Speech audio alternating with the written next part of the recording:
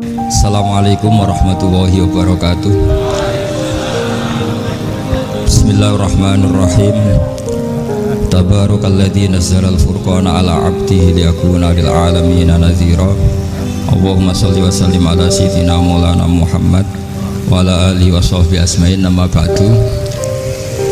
Semua pengurus PBNU yang saya hormati, semua habaib, semua ulama yang saya hormati, wabil khusus Kiai Haji Abdul Manan, Ketua Lembaga Dakwah PBNU yang meskipun mondoknya hanya 3 bulan ini sebetulnya problem, sehingga saya kesini ini sebetulnya tidak pernah merasa ibadah. Ini bukan dakwah, ini show dakwah. Jadi yang namanya dakwah itu ya orang-orang di kampung nggak bisa ngaji diajarin ngaji, seperti saya di Jogja, di Rembang. Kalau ini show dakwah, dan ini ada agak kesalahan karena mondoknya hanya 3 bulan. Jadi nggak bisa bedakan mana dakwah mana show dakwah. Ini jelas show itu. Mungkin yang benar-benar dakwah yang sekarang sedang bikin masjid di pedalaman Kalimantan, pedalaman Sulawesi, atau saudara-saudara kita yang di Korea, saya kemarin di Korea itu dakwah betul. Kalau ini agak-agak tontonan ya, tapi masih bagus lah melihat wajahnya habib ulama itu ibadah. Tapi begini ya, yang jelas saya berharap sekali, saya diundang sekali ini saja, jangan diulang. Karena mencintai ulama itu baik, tapi ngatur ulama itu dosa. Ini jadi ini harus dicatat. Jadi Imam Malik itu kalau diundang tuh marah, meskipun yang undang itu seorang raja zaman itu, Harun ar-Rasyid. Beliau minta supaya Imam Malik baca Muwatta di istana untuk anak-anaknya, padahal seorang presiden mau ngajari anak-anaknya. Imam Malik marah, masyhur gitu, al ilmu yu'ta la ya'ti, ilmu disowani, ora apa ilmu yang sowan. Di mana-mana timba itu ke sumur apa sumur yang ketimba? Timba ke sumur. Ini agak kecelakaan. Pakai air pump. air pump katanya. Jadi udah banyak air. Sehingga saya kata orang banyak itu di SK-kan PBNU, tapi itu tidak pernah saya pikir. Karena saya melakukan kebaikan itu sebelum dapat SK. Saya ngajar sebelum dapat SK, saya dakwah di mana-mana sebelum dapat apa? SK. SK saya langsung minallahi ta'ala, dari Allah Ta'ala. Jadi kalau PBNU niatnya ikrar bahwa orang yang sudah manfaat diangkat, itu saya terima. Tapi kalau merasa ngangkat saya, tak lawan di pengadilan itu. Karena saya sudah jadi kiai sebelum diangkat PBNU. Ya ini saksikan ya para muhibin saya. Jadi kalau SK itu ikrar, ngakui kalau Gus Bak manfaat, saya terima. Kan hanya ikrar saja, Pak. Tapi kalau merasa ngangkat dari bawah ke atas itu tak lawan sampai apa? Pengadilan, sampai di akhirat. Tersangkanya ya yang sedang jabat sekarang. Tapi saya yakin enggak, Kiai Miftahul Ahyar itu orang alim karena alumni Sidogiri dan menantunya Syekh Duki. Di antara gurunya itu pernah mbah mertua saya, karena istri saya orang Sidogiri. Beliau juga besanan sama keluarga Lasem, saya ini Durriyah Lasem. Pak Said Akil juga orang alim, mbah-mbahnya juga orang alim. Baru kemarin nyocokkan nasab sama saya. Buyut-buyutnya beliau itu adik buyut saya, pernah cocokkan sama saya. Gus, saya sama saya tua mana? Tua saya, buyut kamu adik buyut saya, kata saya gitu. Tapi saya tetap hormat sama beliau karena ya pernah sepuh umurnya setidaknya. Jadi saya ulang lagi, ngaji seperti ini itu sebetulnya lebih ke show, pertunjukan. Supaya pertunjukan ini tidak dosa, saya isi ngaji betulan. Tapi jangan diulang. Karena biasa ngaji rutin. Saya di Jogja tafsir Jalalain sudah juz 23. Pernah khatam hikam. Sekarang Nashihul Ibad separuh. Saya ngaji di Sidogiri Itkon, di Sarang Balaghatul Quran, di Hajen Lubul Usul, tapi sarahnya yang Thariqatul Husul, sarahnya Mbah Sahal Mahfud. Jadi baru di sini ngaji bersaing sama orang yang mondok berapa? 3 bulan. Ini masalah. Masalah. Nggak boleh mondok itu harus buat tulis zaman. Tapi ya tidak apa-apa, mungkin laduni ya. Jadi kalau mondok cepet itu kemungkinannya apa? Laduni. Begini, tapi saya tertarik apa yang dikatakan Kiai Haji Abdul Manan tadi menyangkut kalimat tauhid. Saya ngaji di mana-mana bilang, kalau ngaji itu yang tahqiq itu detail. Detail itu bahasa Arabnya tahqiq. Jadi kita misalnya berpikir secara jernih, orang yang kafir 70 tahun itu pasti menjadi muslim karena melafadzkan la ilaha illallah, dan itu bi ijma'il ulama. Semua ulama mengatakan demikian. Saya ulang lagi, itu bi ijma'il ulama. Karena mansus di Quran ada ayat qulil ladzina kafaru iyantahu yughfar lahum ma qad salaf. Kalau orang yang kafir 70 tahun bisa dihilangkan kekafirannya hanya dengan kalimat la ilaha illallah Muhammadur Rasulullah, berarti kalimat ini statusnya apa? Penghilang kekafiran. Apa? Penghilang kekafiran. Lalu ada kelompok yang mengatakan gara-gara kalimat la ilaha illallah dan pegang patok nisan itu orang menjadi kafir. Ini kan jadi paradok. Lafadz yang kita statuskan sebagai penghilang kekafiran dengan lafadz yang sama orang menjadi kafir. Itu nggak ketemu nalar. Mbok nalar paling apapun tetap nggak ketemu. Kecuali tadi ya dalilnya pokoknya ngotot tadi. Itu memang kacau itu. Tapi alhamdulillah mereka insya Allah ya sadar. Kamu jangan bayangkan mereka tidak sadar terus, berarti kamu doanya jelek. Bisa saja mereka sudah ingin sadar, berhubung digojlok ini terus gak jadi sadar. Jadi jangan-jangan salah kita karena sering gojlok sehingga yang mau sadar jadi tidak apa? Nggak sadar. Saya tadi jam 10 sampai setengah 2 masih ngajar di pondok saya ngajar tafsir masih di Rembang sana saya. Terus saya ke Semarang Dalalah Muyassar. Ya mungkin agak-agak keramat, jadi tetap jam 3:4 saya bisa ketemu Habib Umar Hafid. Saya beberapa menit ya diskusi tentang manhaj beliau, dan kebetulan saya sering belajar kitab beliau sama alumni Darul Mustafa. Meskipun saya tidak pernah ke sana, tapi saya tahu betul madhab beliau karena al arwah junudun apa? Mujannada.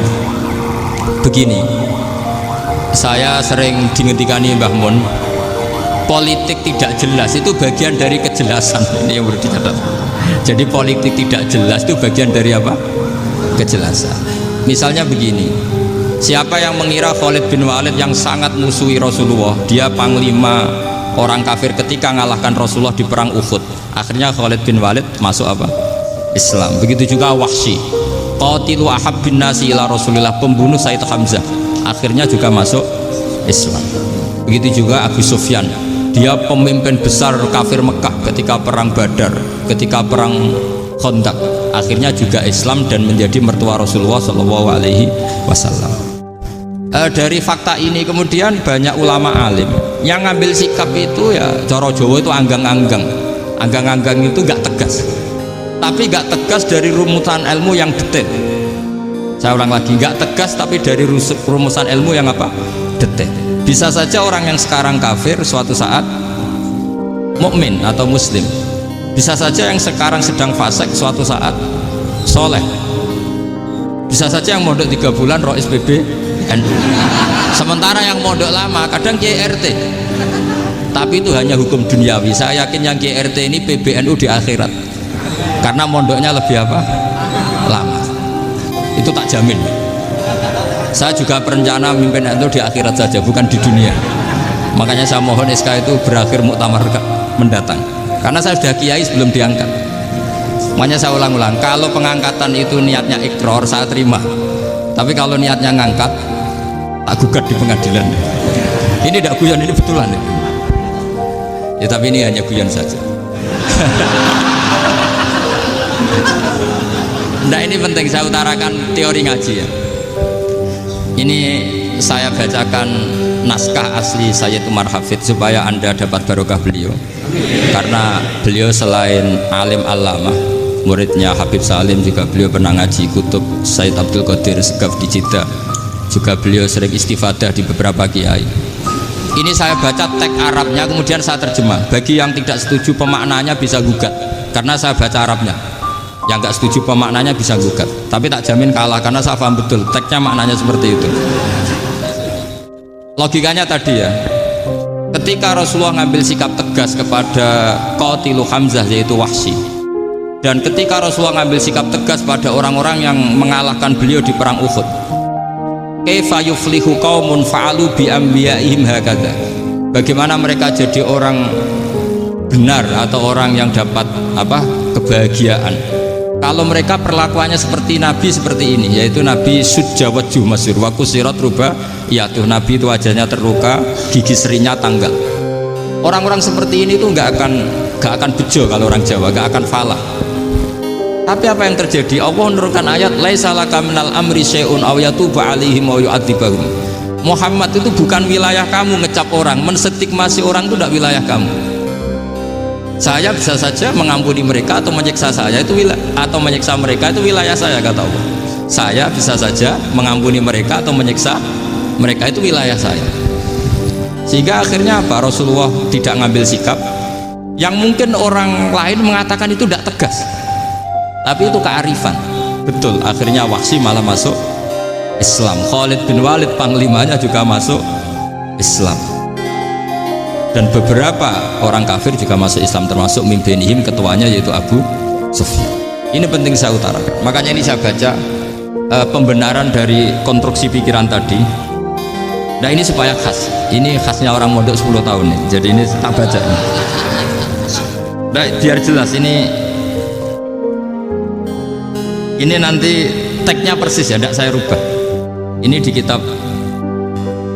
kitabnya Habib Umar Hafid, namanya itu Taujihun Nabi Limardoti Bari. Kalau diterjemah ya mengarahkan orang yang sadar. Nabi itu orang yang sadar ya, sampai ini termasuk orang yang sadar. Limardoti Robbi, menuju mendapat ridho Tuhan atau Allah Subhanahu wa Ta'ala. Saya baca tagnya ini di halaman 179. Ini tidak ada yang saya rubah, tidak saya kurangi. Bismillahirrahmanirrahim. Fala buddha an nuwattina qulubana ala annana khudamatu ahli hadzal qaul wa yattali Allah min qulubina annana na'taqidu imkaniyata ayyasfa fi ahadina yaumal qiyamati man huwal ana kafirun yuslimu faya'lu sya'nu indal haqqi fayakunu sababan li khalasika fil qiyamah yumkinu dzalik. Jadi kita para dai, para kiai itu adalah khodamatu hadal kaun. Kita ini adalah pelayan alam raya ini yang selalu berharap alam ini akan lebih baik.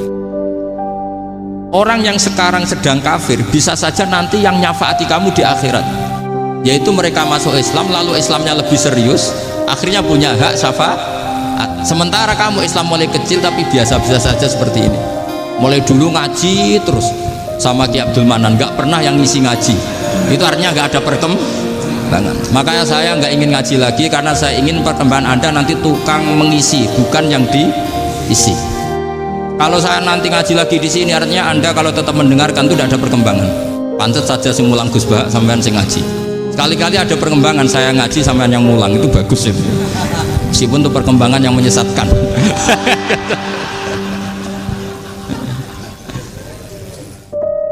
Ini penting saya utarakan. Ini dawuhnya Said Umar ya. Orang yang sekarang sedang kafir bisa saja orang ini nanti nyafaati kamu, yaitu beliau orang ini Islam, kemudian Islamnya serius, maka punya hak syafaat. Sementara kamu Islamnya biasa-biasa saja. Itu masyhur kayak Sayyidina Umar. Sayyidina Umar Islam di hari itu langsung makomnya makom yang a'la, sehingga mengalahkan yang sudah Islam lebih lama. Karena Islamnya Umar itu menjadi izzatul Islam betul. Makanya jangan benci orang tegas teman-teman, kadang ya ada baiknya. Abu Bakar itu sudah Islam tapi layinal janib, orangnya santun. Kalau dipisoi orang yang menengahi lah, kira-kira seperti itu. Begitu juga Bilal, Ammar, Suhaib. Singkat cerita, Rasulullah itu sering dibully ya, sering disiksa orang-orang kafir. Rasulullah berharap, wah kalau yang Islam gini terus repot. Melihat Umar ini petarung di pasar Uka, dia dapat uang itu kalau tarung, menangan. Kata Rasulullah, kalau ini yang Islam ya bagus. Beliau berdoa, Allahumma aizal Islam bi Umar. Itu kira-kira 2 hari dari doa beliau, Umar masuk Islam. Itu pertama masuk Islam itu orang-orang kafir diparani. Kalau kamu ganggu Rasulullah Muhammad tak bunuh. Semenjak itu orang kafir yang gentenan sembunyi. Sehingga kata para mereka yang Islam selalu jaya mut aslama Umar, ketika Umar masuk Islam. Itu dalam satu hari Islam itu Rasulullah sudah ngendikan Umar yang Islam sehari ini imannya kalau ditimbang separuh ahli dunia masih unggul sama Islamnya Umar. Nah bisa saja seperti itu. Jadi saya minta sama teman-teman yang mencintai ilmu, tidak tegas itu bagian dari ketegasan dalam ilmiah, karena kita ini tidak mengendalikan dunia, tidak mengendalikan hidayat, hanya Allah piyambak yang ngasih apa? Hidayat. Maka sikap kita laisa laka minal amri syai'un aw yatuba alaihim aw yu'adzibahum. Rasulullah yang ahabbul khalqi ilallah saja tidak boleh tegas karena semuanya potensi itu ada. Cuma kita tegas dalam kebenaran saja, tapi nggak perlu tegas dalam mengawal kebenaran. Kenapa demikian? Karena Islam ini agama yang akan dijaga Allah ila yaumil. Yang jaga Islam bukan PBNU, bukan PP Muhammadiyah, bukan kiai. Yang menjaga Islam namun Allah Subhanahu wa ta'ala. Makanya Sayyidina Umar itu kalau disuruh mutir Islam itu gak mau betul. Masyhur itu dalam tarikh-tarikh. Umar mimpin itu sukses, banyak futuhat. Singkat cerita akhirnya orang tuh kelangenan, wah kalau Umar meninggal kayak apa. Sehingga Abdullah bin Umar setiap jalan-jalan tuh dibully, kalau sekarang dibully. Ya Abdullah bin Umar, bapak kamu itu gimana? Sudah sepuh mau meninggal kok tidak suksesi. Kalau saja ada orang penggembala kemudian meninggalkan kambingnya di hutan, kamu anggap orang yang mudoyi enggak, menyanyiakan kambing itu enggak? Ya iya, kata Abdul bin Umar. Apalagi amru hadil umat ini mau ditinggal gelanggang, nanti suatu saat Umar meninggal, mbok ya suksesi supaya jelas. Logika itu diaturkan ke Umar radhiyallahu anhu, ke Sayyidina Umar. Pertama Umar agak tertarik dengan logika itu, lama-lama beliau marah, tidak jadi. Saya tetap tidak akan istikhlaf, tidak akan suksesi, dan saya tidak akan mikir Islam, katanya. Islam akan diurus oleh Allah Subhanahu. Terus beliau ngendikan, Islam ini jalan ketika ditinggal Abu Bakar, bahkan ketika ditinggal ahabbul khalqi ilallah akramul khalqi indallah, yaitu Rasulullah Muhammad sallallahu alaihi wasallam. Coba Islam dulu dipimpin Abdul Qadir ketua wali, dipimpin wali songo, dipimpin orang top. Sekarang dipimpin mondok 3 bulan jalan. Karena Islam yang ngatur Allah Subhanahu wa ta'ala. Jadi ini penting. Loh coba ustadz tuh banyak yang nggak bisa ngaji loh, tapi ya laku ya nggak masalah. Loh saya kemarin di Korea seminggu itu TKI jadi khotib, ada yang jadi mufti, ada yang jadi suriah. Itu ada yang di sana jadi suriah, pulang ke kampung angon kambing lagi. Loh itu teman saya kenal. Iya suriah Korea tapi artinya gini, bahkan masjid semua yang di Korea itu didirikan oleh TKI dan TKW. Mereka digerakkan Allah untuk mikir agama, karena agama ini milik Allah. TKI saja mikir. Makanya ini penting, yo dakwah tapi tauhidnya sing kenceng. Jangan dakwah kenceng tauhidnya kendor. Itu bahaya betul. Saya ulang lagi ya, ini dawuh Habib Umar. Jadi kata beliau, fala budda an wattina qulubana, kita harus yakin seyakin-yakinnya bahwa semua kemungkinan itu mungkin. Makanya masyhur dalam tarikh ketika kafir Quraisy mau disiksa oleh para malaikat karena mereka sering menyakiti Nabi, kata Nabi gimana? Jangan. Saya berharap kalau bapaknya tidak mukmin, suatu saat anaknya mukmin. Masyhur dalam tarikh. Musuh Nabi besar siapa? Walid bin Mughirah. Punya anak Khalid bin Walid. Abu Lahab punya anak Darrah, itu mukminah yang baik. Abu Jahal punya anak Ikrimah, itu mukmin yang baik. Di Indonesia lebih hebat lagi. Bapaknya iso maca Quran, anaknya hafid. Bapaknya utun ratamat SD, anaknya jadi dekan. Di Indonesia banyak orang nggak siapa-siapa, anaknya jadi presiden, anaknya jadi menteri. Artinya jangan karena bapaknya kafir kamu nganggap anak turunnya pasti selalu kafir. Teori itu sudah salah zaman Rasulullah, yaitu Walid akhirnya punya anak Khalid, Abu Lahab punya anak Darrah, terus siapa? Abu Jahal punya anak siapa? Ini penting saya utarakan karena dakwah kalau terlalu semangat nanti kalau menghilangkan tauhid bahaya. Tetap innal huda. Uni Soviet kayak apa? Mengkooptasi negara-negara sekelilingnya sampai jadi Zuni. Tapi apa yang terjadi? Uni Soviet yang runtuh, persemakmurannya semua rata-rata jadi negara apa? Islam, kayak Uzbek, kayak Ceknya, kayak apa-apa. Karena agama ini diurus Allah. Sehingga kalau tapi kamu ngitmai agama nggak apa-apa. Makanya istilahnya Habib Umar khodamah itu pelayan, nggak apa-apa. Kita ngitmai agama itu nggak apa-apa. Dengan ngitmai terus mikir nggak apa-apa. Tapi jangan mikir yang merasa kalau kita mati, wah nanti agama ini kukut karena saya mati. Kamu itu siapa? Agama Islam ini tidak pernah dipasrahkan kamu, diurus oleh Allah Subhanahu wa Ta'ala sendiri.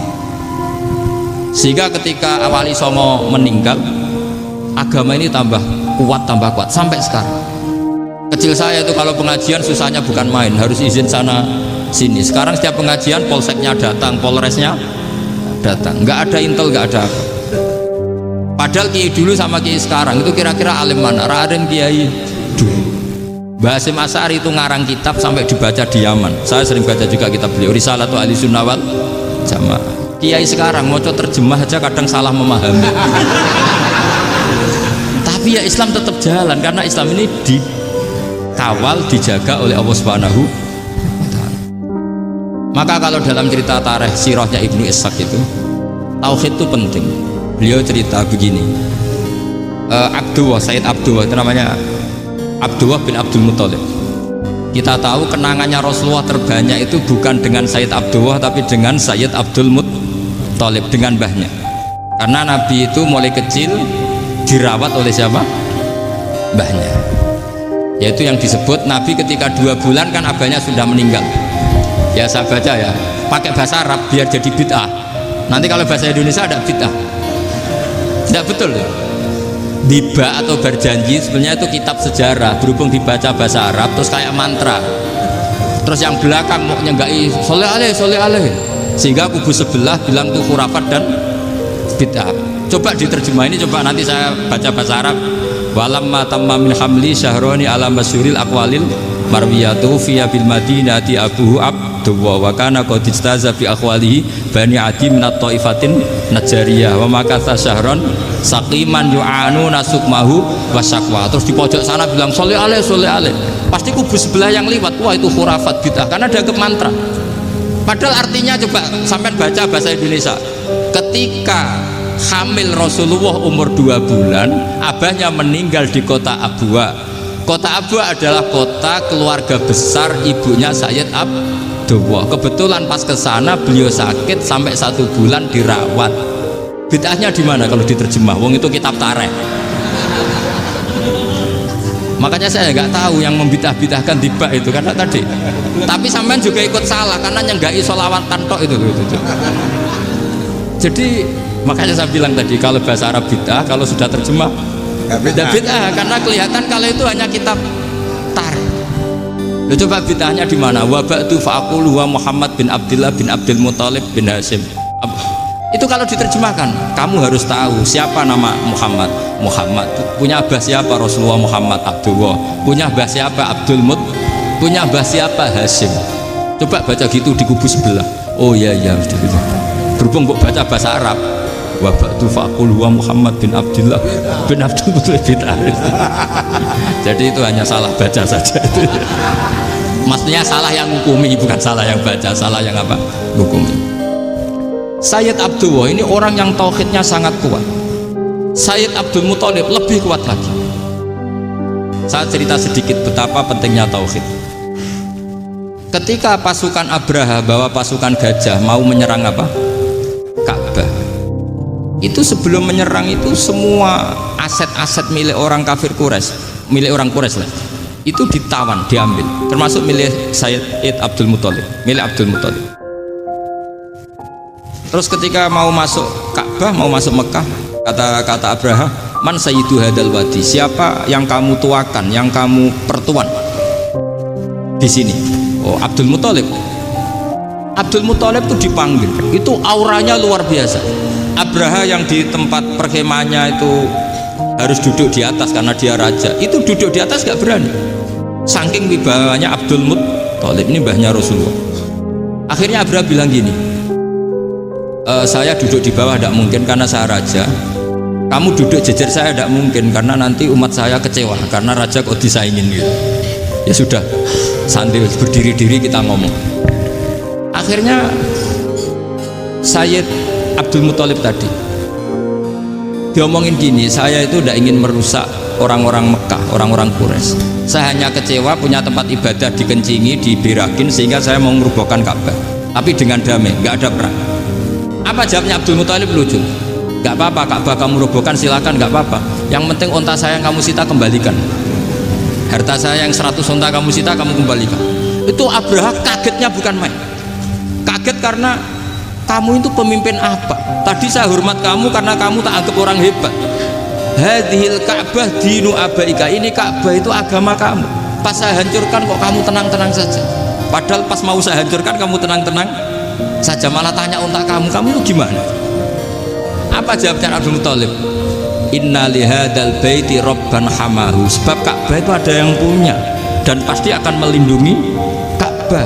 Tapi kalau unta itu milik saya, ini urusan saya, ini unta. Jadi inna lihadal baiti robban hamahu itu tidak milik saya, itu ada yang punya. Ya sudah, biar yang punya aja yang jaga, itu tidak urusan saya. Akhirnya unta dikembalikan, aman deh, untung double. Terus akhirnya dia ke Ka'bah, fa'akhudha bi halaqatil bab, karena dulu apa itu halaqatil bab, karena dulu itu yang dipakai apa itu pegangan itu bentuknya apa, bulat, makanya diistilahkan halaqah apa, bulat. Kalau sekarang halaqah ilmiah itu seminar. Iya. Halaqah itu guru hilang. Iya. Pegang terus bilang gini, kata Abdul Muthalib, ya Allah, Ka'bah ini mau dihancurkan oleh Abraha, Ka'bah ini milik kamu. Saya mau ke gunung, mau melihat apa yang kau lakukan terhadap orang yang mau merusak Ka'bah. Abdul Muthalib bilang ke umatnya, wa ya qaumi, ayo kita ke gunung melihat ma fa'ala rabbuna, apa yang akan dilakukan Tuhan kita terhadap orang yang mau menghancurkan Ka'bah. Jadi santai saja, santai. Terus Abdul Muthalib naik gunung sama orang-orang Quraisy. Abraha datang mau merusak Ka'bah, terus terjadi alam taro kaifa fa'ala rabbuka bi ashabil fil. Itu melihat, dan betul Ka'bah dijaga Allah. Islam juga gitu. Ketika Islam dikooptasi Uni Soviet, semua ulama, semua wali perasaannya hanya nunggu kehancuran Uni Soviet, karena pasti agama ini dijaga Allah. Saya setiap sholat, setiap munajat, ketika baca Rabbana lakal hamdu bil samawati wa bil ardi, dulu saya iskal itu janggal. Ya Allah, engkau zat yang layak dipuji, yang pujian itu memenuhi langit dan bumi. Pikiran saya kalau bumi ateis itu mujinya kayak apa? Tapi Masya Allah, ketika saya datang di Korea, bumi ateis, ternyata di sana banyak masjid, banyak tasbih, bahkan ada sakduna di sana. karena Allah sudah ngendikan lakal hamdu mil'us samawati wa mil'ul ardi. Dan sekarang nyata, semua bumi ateis, bumi apa saja, ada tasbihnya, ada tahmidnya. Makanya sadaqallahul adzim ketika ngendikan sanurihim ayatina fil afaq walladzi arsala rasulahu bil huda dinil haqqi liyuzhirahu 'alad dini kulli. Makanya saya mohon sekali bahwa agama ini harus kamu khidmah, tapi nggak boleh kamu pikir, atau dibaliklah, khidmah maka memikir. Tapi tidak usah GR bahwa agama ini diserahkan sampean. Saya juga gak ridho. Agama kok diurus orang-orang kayak gini, kayak apa nasibnya? Jadi ini penting, karena rata-rata kiai alim itu tidak jelas. Terus oleh orang-orang yang nggak pernah ngaji itu, wah ini nggak jelas, nggak tegas. Islam itu harus tegas. Maksudnya tegas itu kayak apa? Tegas itu di wilayah kita. Kalau istri kamu mau diperkosa orang, itu boleh tegas, itu wilayah kamu. Tapi kalau hidayat itu wilayahnya Allah Subhanahu wa Ta'ala, kita tidak pernah tahu. Bahkan yang sudah Islam saja, nyuwun sewu, itu nggak ada jaminan mati husnul. Kita tahu dalam sejarah Sa'labah itu dapat gelar hamamatul masjid, merpatinya masjid. Tapi kita tahu akhirnya Sa'labah itu apa? Su'ul khotimah. Sampai dalam Islam selalu diajarkan ya muqallibal qulub tsabbit qalbi ala dinik. Jadi kalau kita sendiri saja masih ingin selalu husnul khotimah, agak ada ruang untuk mudah menvonis orang lain. Makanya saya salut sekali ketika Habib Umar menulis kita semua ini mengkhidmati hadal kaun, dan selalu berharap bisa saja suatu saat orang yang sedang kafir bisa saja suatu saat muslim. Nah soal kalau yang sama yang harbi menyerang kita ya tarung. Kalau artinya kalau yang merangi kita ya kita wajib perang, kalau enggak ya habis kita. Seperti kita lakukan ketika diserang Belanda.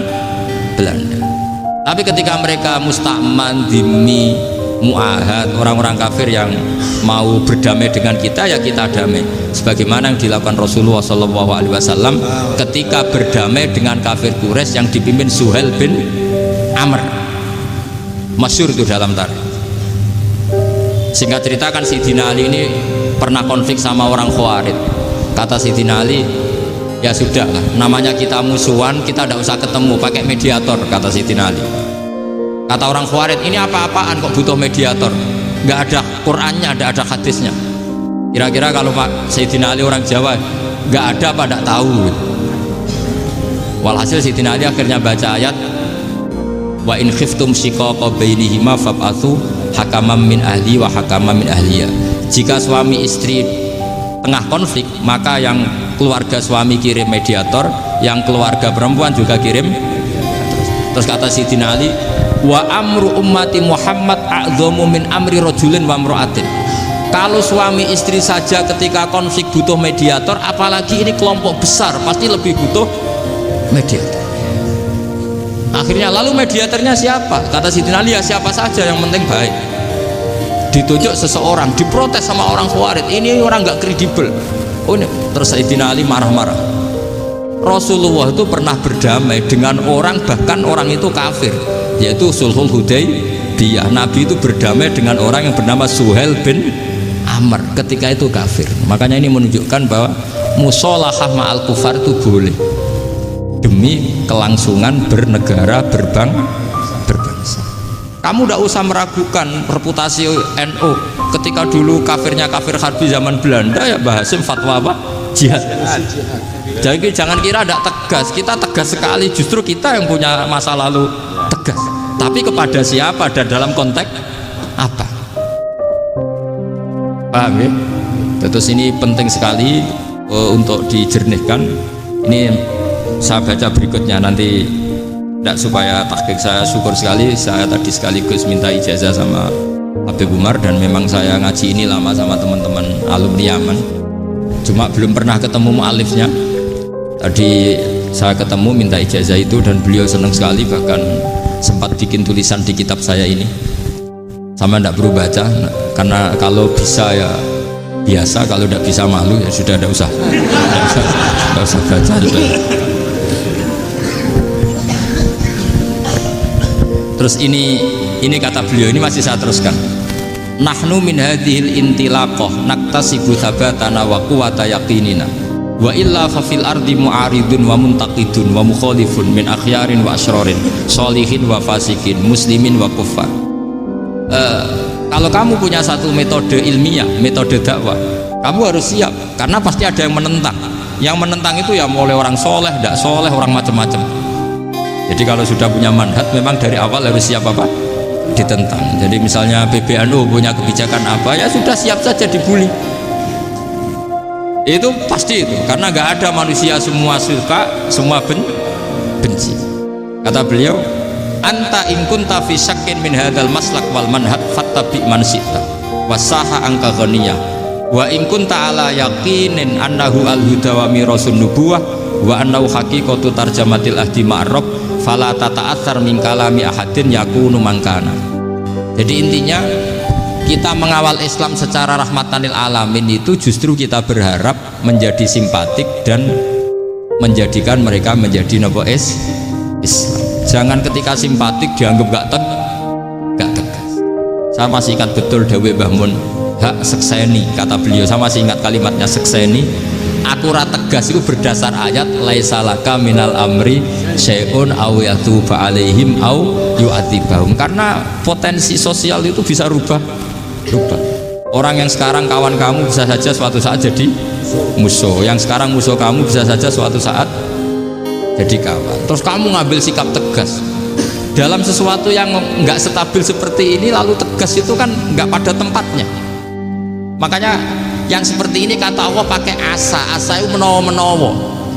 Asa wahu ayyaj'ala bainakum wa bainal ladzina ataitum minhum mawaddah. Bisa saja orang yang sekarang musuhan dengan kamu suatu saat dijadikan mawaddah. Kamu udah mawaddah itu saling mengasihi. Kamu udah usah tanya, wallahu qadir, kata Allah, karena Allah mampu. Jadi dalam hukum-hukum sosial Allah seringnya bilang apa? asa. Misalnya wasa antakrahu syai'a wa huwa khairul lakum, wasa antuhibbu syai'a wa huwa syarrul lakum. Karena masalah sosial ini semuanya asa, yang pernah tahu siapa. Bisa saja sekarang saya Rois Surya, nanti SK-nya nggak turun lagi, tapi saya tidak apa-apa. Bisa saja nanti santri 10 tahun dipimpin 3 bulan, nggak apa-apa, bolak-balik nggak apa-apa, saya tidak akan kecewa. Karena masya Allahu kana wa malam yasa lam yakun. Assalamualaikum warahmatullahi wabarakatuh.